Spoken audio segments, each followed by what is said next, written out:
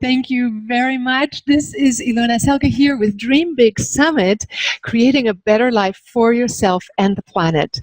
Today, I have the most auspicious guest that I can think of, and you will see him in a minute. I will give you an introduction first. I also want to tell everybody that today we're in Bali celebrating Saraswati, the goddess of wisdom, of knowledge, and she's being honored in Bali at a different time than in India. However, this is a very auspicious day, and I feel very blessed of the timing to have the Kaarthikayan here.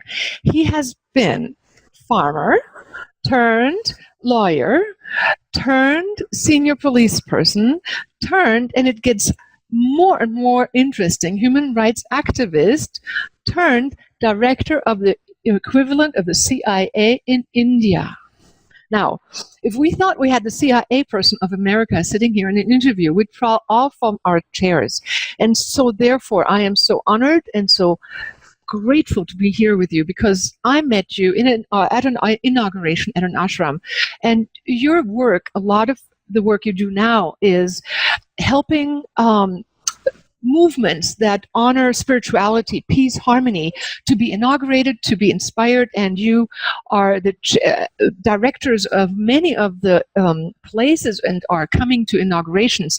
You also have been given some of the highest esteems and rewards. For example, and I hope I get this right, the Pema Shri award, the highest award given by the Indian government, and I'll let you pronounce it in a minute, by the President of India, by the Prime Minister. And you were actually, and you've written books, numbers of books, and the most renowned book is about the research into the assassination of the son of Indira Gandhi, who had jumped in and become the Prime Minister of India after she was assassinated, and then years later he was assassinated, and you were tasked with the task to find out who and what and why behind the scenes. And as a human rights lawyer, you've seen a lot. So today, I would love to talk to you about peace, harmony, ethics, and what stimulates us to become better beings? How do we reach higher states of consciousness? And what you have to say from all your life's experiences, and especially coming from India. Welcome, Dr. Kaarthikayan. I'll just say Kaarthikayan to you, okay? Thank you. Thank you, Ilona, for your very generous introduction and your kindness. Yes. One correction, that is, I was the director of the Central Bureau of Investigation of India. Right. That is like the FBI of America. Oh, FBI. I'm so sorry. Yes. Okay. Good. And then all the other, but what you said is more or less correct only. I don't want to add to what you have said now. Oh, my. That, your credentials are 2 pages long, and I have them all in front of me. I just didn't want to read them all off because you are beyond belief. No, it's not. What I did was not so important, excepting what we have got to do now to save the planet from many dangers today. As you rightly said, I'm involved in many organizations on invitation. If they find the value is right, the goal is good, then I do get involved in those organizations. But now they ask me, what is the focus of your life? I said, of all the things, my focus is on interfaith harmony, inter-religious harmony. That is harmony between the various religions. Yes. Why? It's because in the last century, there were many wars, battles fought all over.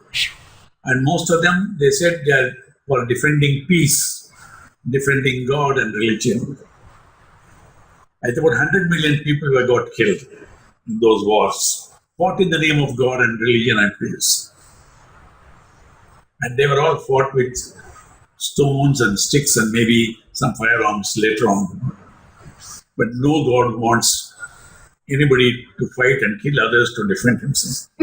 Peace, peace cannot be attained by killing people.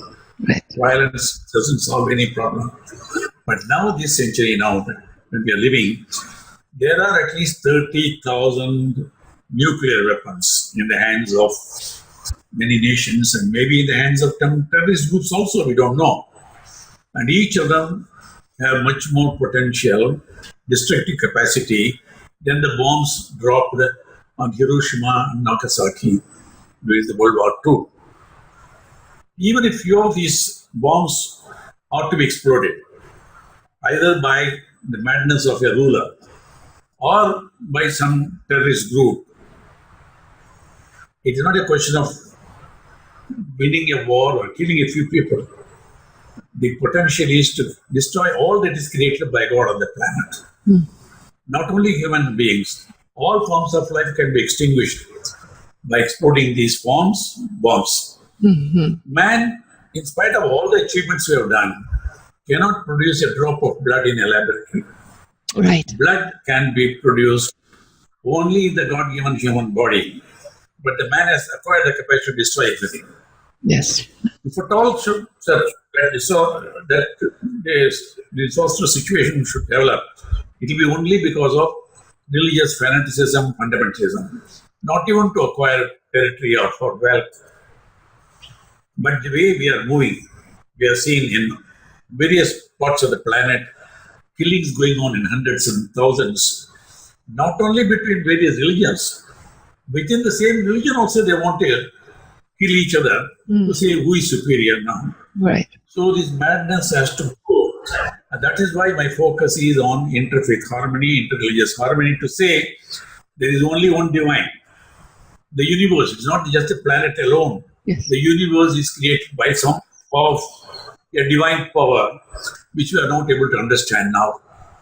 So that is a mystery, mysterious thing.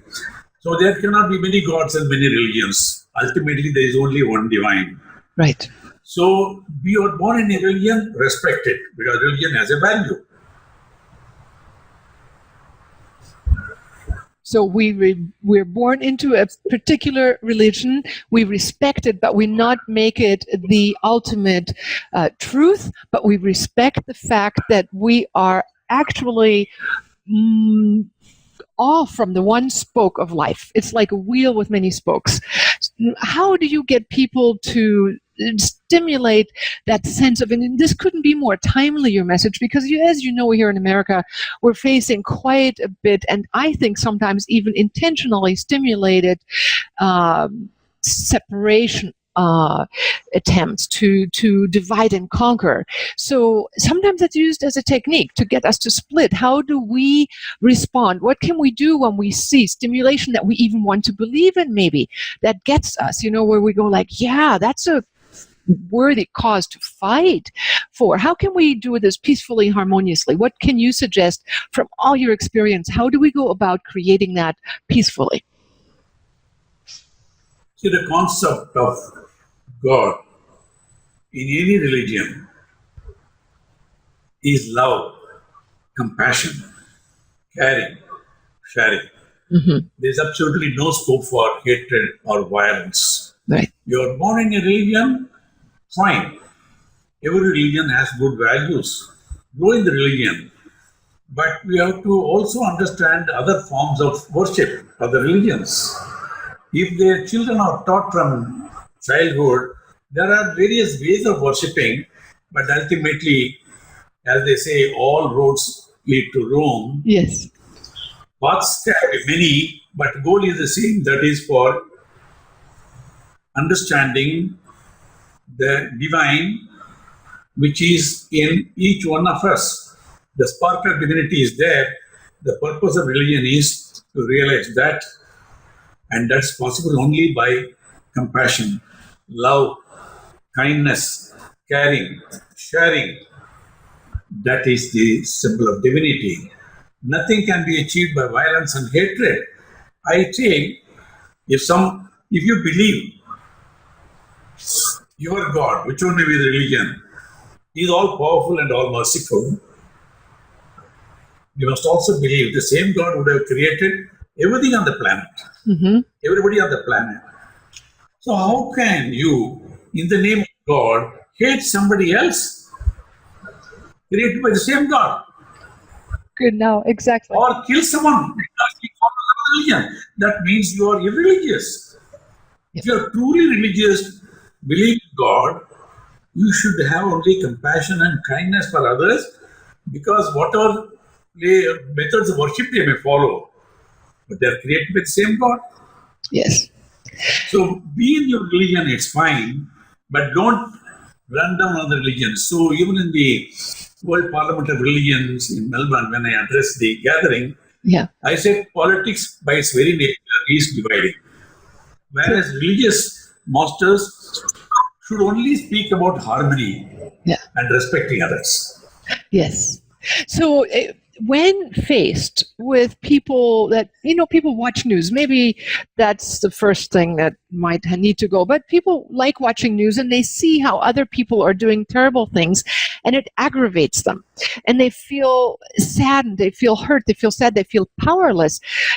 Right now, most of the audience that we have here is probably the kind of audience that will say, I'm respectful, I'm kind, I'm considerate, but they probably are a little bit at a loss as to what to do when they see other people come in with aggression. What can people do when they're faced and seeing terrorism acts or other people doing terrible things? How do you suggest people can digest that, and what, from all the injustices you've seen and how things resolve, what can you give as a piece of advice? That's why I say the focus of my life is creating understanding between the various religious groups and telling every gathering, particularly the students, youngsters, to say, be truly religious. Don't go too much by your rituals. Accept only which promotes harmony and respect for each other. Reject any concept which says that we are superior and others are less. Right. That's why I myself have gone to all places of religious importance. Worship. Like I had been to Mount Kailas Mansarovar, that is 20,000 feet above sea level. Oh my God. In the Himalayas. Yes. And that is considered holiest by 3 religions at least: Hinduism, Buddhism, Jainism, and even Sikhism. And I have been to Kailas Mansarovar twice. I went to Jerusalem 3 times. Jerusalem and Bethlehem together, they are considered the holiest by at least 3 major religions. Right. Christianity, Judaism, even Islam. Yeah. And the new religion, Baha'i, is also born in the Mediterranean. Oh, yeah. 7. Okay, between these 2 holy places, the entire humanity believes in them. I have been to Assisi number of times, Vatican number of times, and I relate to all religious masters, including Dalai Lama and various spiritual masters in our own country.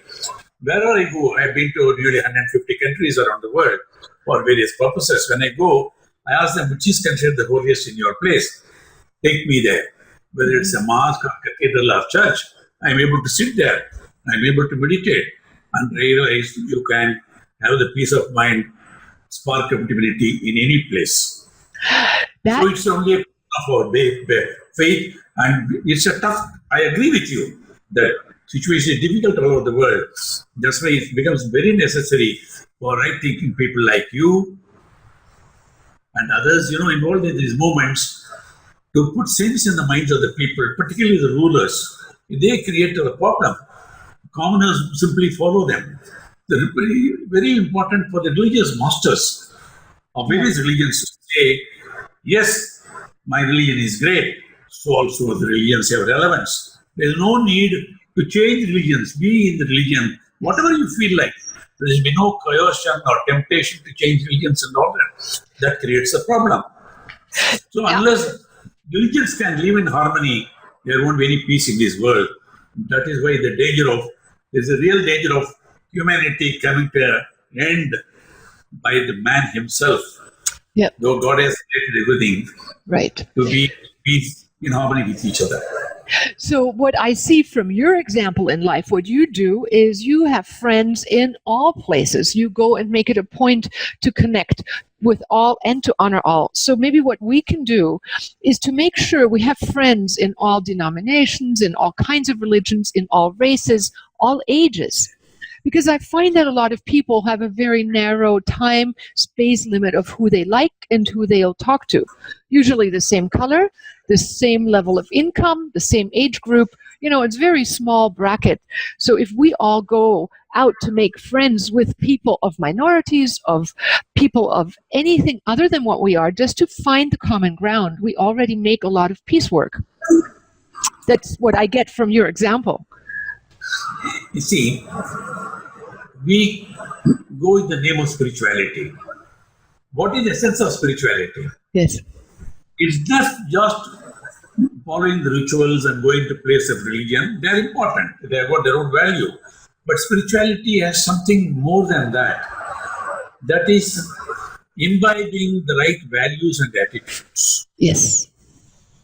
Sense of universal responsibility not only for me and my family and my country, universal responsibility for everyone on the planet, everything on the planet, environment, because nothing in creation is without a purpose. Mm-hmm. Only thing is, our limited knowledge, we don't understand why they are created. There are millions of life forms on the planet. Human being is only one of them. Right. It is not created just for you and me. It is created. There's a purpose. Each has support each other. And we have no right to harm anyone or harm any being now. And spirituality, in essence, is compassion. Compassion for the family, for the neighborhood, for the society, and for the whole planet. And all living beings, I would say that. And also caring for others and the environment and sharing what I have with others also. I would like to quote here Mahatma Gandhi, considered the man of the last century, the father of the nation, we call him in India, and Mahatma Gandhi is celebrated all over the planet. There are statues in every country practically. Yes. I want to quote what he used to say. Okay. He says, our beliefs become our thoughts. What I believe becomes my thought. Our thought becomes my word. What I think becomes the form of a word. Our words become our actions. What I think, what I say, I do ultimately. Our actions become our habits. I do something repeatedly, that becomes my habit. Our habits become our values. What I keep repeatedly doing, my habit is ultimately my value. Our values become our destiny. Oh. Our values become our destiny. My destiny, whatever, the destiny of the whole planet. Yes. So that is why the great masters from time to time have come on the planet, put us on the right path. But unfortunately, the negativity is also growing so far. So much of materialism. How to get power, how to get money, whether it means are right or wrong. It has created now totally a materialistic world, which is giving a go by to the values. That's why today there is so much of, conveniences, comforts in the modern world. Science and technology has brought in a lot of comfort. Like I'm able to talk to you. Yes. See each other and talk to you. That's wonderful. But at the same time, we are going away from our time-honored values, spirituality, right attitudes and values. That's why they say, the World Health Organization says, every fourth person in the world is having some sort of a mental problem, depression. 1 in 4 in the planet is having sort of a depression. Oh my God. So people in depression, in acute form, want to kill themselves or want to kill others. So that is the need. I appreciate what you are doing. Whatever little we can do to imbibe certain essence of spirituality, peace of mind. Unless I am at peace with myself, there should be harmony between my body, mind and soul. Then only I can be peaceful. If I am peaceful only, I can be healthy. If I am healthy only, I can make a contribution to the society and to the planet. If I am not healthy, physically or mentally, I became a liability to the whole planet. Yeah, a burden, exactly. So I appreciate what you're doing. So the first step is, thank you, to take care of our own balance and become a positive force, whether through good nutrition, health, conscientious eating. I always advocate vegetarian diet because it's the lightest diet we can have for the entire planet. We don't burden other beings. We don't kill anybody in the process. And we are certainly lighter on the resources. But I would love to talk with you about values. You have been and worked as a human rights lawyer. And tell me about this whole concept of ethics and human rights, and how can we develop, you say, Mahatma Gandhi's quote says, what my beliefs are becoming my thoughts, becomes my words, becomes my actions, becomes my repeated actions, becomes my habit, becomes my values, becomes my destiny. So it makes a lot of sense. So how do we, because it comes from the inside out, and you're saying ultimately it comes from our consciousness, where we place our attention, how do we develop or deepen our values, and what values without, even in the Western world, we oftentimes don't have a very strong religious background anymore. Many people are open, and that's why we are having these kinds of symposiums to develop a new understanding. What is soul? What is the creation behind the purpose? And what values can we live? Can you tell us about developing values and what are core values? How do we find them in ourselves? Again, quoting Mahatma Gandhi, he says, be the change you want to see in the world. What do I want to become? I want to be peaceful. I want to be happy. I want to be healthy.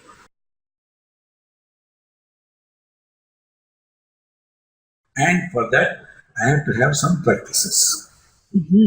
Ultimately, wherever maybe the religion existing anywhere in the world, meditation is accepted.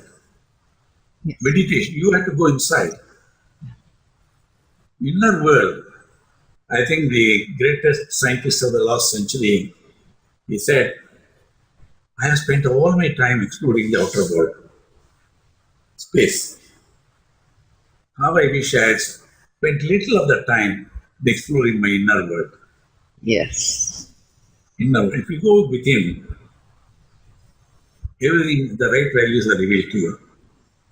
How is the whole system functioning? Yes.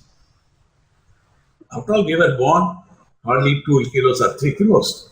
Today we are 60, 70. When we are born as a child, when we are born as children, we weighed only 2 kilos or 3 kilos in weight. Right. And today we are 60 or 70 or 80 kilos. How did it all happen? We eat something. How does it become blood, bone, flesh, everything? It's a mystery. Can you do it in a laboratory? No. See the nature. Follow the nature, then you get the right values. See the nature. See the tree. The tree gives flowers, fruits, everything.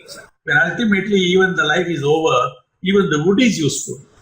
So such a useful life we should lead. They don't expect anything from us. So by living a life of caring and sharing, again I have to go back to that, care for yourself, your family, all right, and share. These values are love. Yes. The essence of God, divine, in any religion is love, compassion, bliss, happy life, power. Everything is given to you by nature. Follow them, respect each other. You have the right to exist. Everyone has the right to exist in the world. And only when we have love for each other, there can be a life of harmony. Otherwise, total destruction. Yeah. That's why be the change you want to see in the world with outside the world. So that's why it's important for right education, value-based education. The education starts in the family first. The parents, You can't tell the child how to do it unless you behave. Yourself. The children learn by seeing how their parents live. Mm-hmm. That is the first school. Mm-hmm. Then you go to the school. Then again the teacher becomes. That's why in India, father, mother, the guru is worshipped. Because they show the art of living, art and science of living in the world. That is by accepting the grace of the divine, respecting everything that is created in the world, and contributing to the happiness of everybody else in the world. That is essential. That is the right value. Respect others. Have compassion for others. Have compassion for those who are less privileged. And never harm anyone. Yes. Not only by deed. Don't think of evil even in your thoughts. Right. What you think becomes action. Yes. So the thought should be pure. Okay, how to have the pure thoughts? Each one of us know very well. Yeah. Even the holiest of the holiest. You can't say that we always have good thoughts. Sometimes negative thoughts also come. That's the human nature. But then you can train your mind to think only good thoughts. How? When a thought arises in my mind, I will analyze it, look back at the thought and say, is it good for me? Is it gives happiness for me now? Mm-hmm. Is it good for me in the long run? It may be giving instant pleasure, but suppose it's going to harm me in the long run, I will reject those thoughts. Right. Same thing. If it gives me good for me, is it good for others or for the environment? If the thought I'm having is going to be happy for me, but not good for others or for the environment, I should reject those thoughts. So I will encourage only those thoughts which gives me happiness, good for my mental, physical health, but also good for others.